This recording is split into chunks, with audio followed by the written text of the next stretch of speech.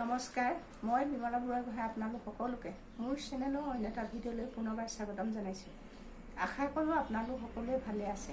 আজি মই মোৰ অন্য এটা ভিডিঅ' আপোনালোকৰ ওচৰলৈ লৈ আহিছোঁ। আজি মোৰ ভিডিঅ'টো হ'ল আমাৰ ঘৰৰ পূব দিশত যদি আমি 3জোপা গছ ৰোপণ কৰিব পাৰোঁ, এই 3জোপা গছ ৰোপণ কৰিলে আমি আমাৰ ঘৰত বহুত পৰিৱৰ্তন দেখিবলৈ পাম। এই 3জোপা গছে আমাৰ ঘৰখনত মান সন্মান বঢ়ায়, শত্ৰু দূৰত ৰাখে, বয়স বঢ়ায়, সমাজত সন্মান বঢ়ায়। এই 3জোপা গছ লগালে আমাৰ ঘৰত বহুত পৰিৱৰ্তন দেখিবলৈ পোৱা যায় আৰু বহুত সমস্যা সমাধান হোৱা দেখা যায়।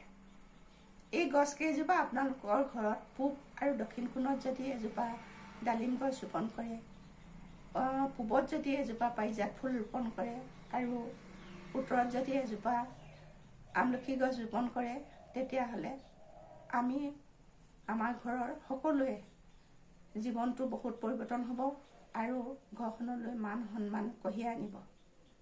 মই আজি মোৰ এই 3জোপা গছৰ ওপৰত আপোনালোকৰ ওচৰত কেনেকৈ আমাৰ ঘৰখন পৰিৱৰ্তন কৰা যায় তাৰ ওপৰত এটা ভিডিঅ' আগবঢ়ালোঁ।